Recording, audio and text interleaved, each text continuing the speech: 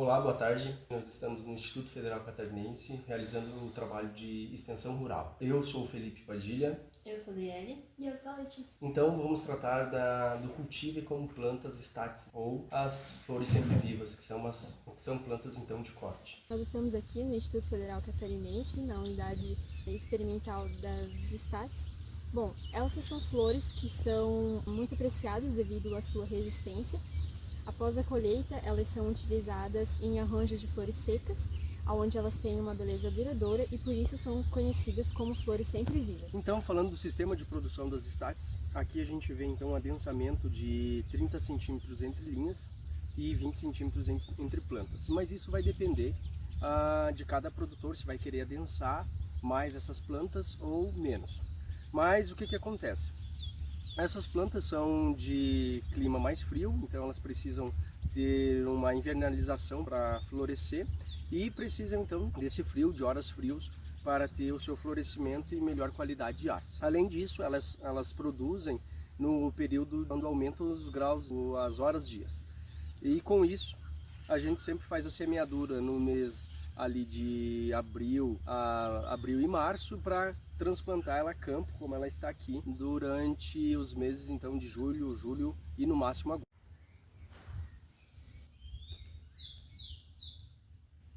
A semeadura ocorre entre os meses de março e abril. Para esta ser realizada em uma bandeja com substrato, é necessário abrir pequenos furos com o dedo e colocar de 2 a 3 sementes por cédula. Logo depois, são levadas para o viveiro ou estufa, onde permanecem por 40 dias. No campo, ela é rústica, mas no viveiro é necessário que se tenha uma irrigação diária. Depois que germinam, elas são transplantadas, deixando apenas uma planta por cédula. São plantas tolerantes à seca e não gostam de solo encharcado.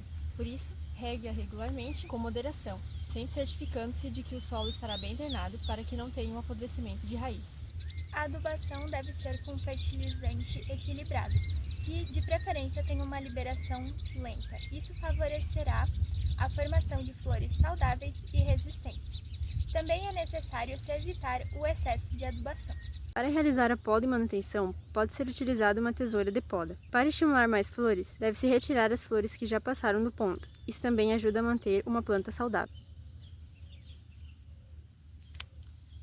Para a limpeza do solo, deve-se remover as folhas secas ou danificadas ao redor da planta, para estar também prevenindo doenças. Em relação às doenças, deve-se cuidar ao aparecimento de fungos devido ao excesso de umidade.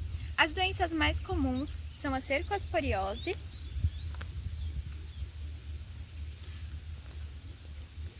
e a antracnose. Por isso, deve-se cuidar com os solos para deixar eles bem drenados. No ponto da colheita, a gente sempre vai observar se as flores, então elas estão abertas, se elas estão em quase totalidade abertas. Neste caso, a haste, ela tem um comprimento adequado e a maioria dos seus corimbos, que o corimbo é essa junção de flores, ela está praticamente toda aberta. Como que a gente faz a colheita? A gente vai fazer um corte em bisel lá na base da planta e ela vai estar desta forma. Assim vai ser levado para laboratório, lá vai estar, pode tanto comercializar em a seco ou in natura, mas vão ser secas dentro do laboratório. Logo após a colheita a campo, são trazidas para o laboratório ou para vocês quando estiverem no meio rural, a gente traz as nossas plantas de corte. Quando não se há estufa, a gente utiliza então para que ela se seque pendurada. Pelo fato do que a gente seca ela pendurada? Para que as hastes continuem eretas. E desta forma vai conseguir então elaborar buquês ou ornamentos mais fáceis com elas quando elas estão mais eretas. Com isso a gente pendura elas e aqui elas vão permanecer em torno de 20 a 30 dias secando em ambiente normal. Logo após secar as estáticas, a gente pode então realizar o processo de buquê ou ornamentação. Aqui a gente tem as estáticas verdes, que elas também podem ser utilizadas na ornamentação, mas o foco principal delas é seca, porque elas vão permanecer por um longo período de tempo com a mesma coloração, como vocês podem ver aqui. A ornamentação, elas vão ficar semelhante a esse vaso de flores. E o buquezinho a gente então pode realizar desta forma. Ele vai ter uma junção de estáticas de várias cores e dessa forma elas vão ficar vibrantes por um longo período de tempo. Assim, a gente vai amarrar, organizar elas, colocar algum outro tipo de ornamentação e transforma ela num buquê. Assim, um buquê pequeno, mas pode então fazer uns buquês maiores que vão ter uma rentabilidade bem maior.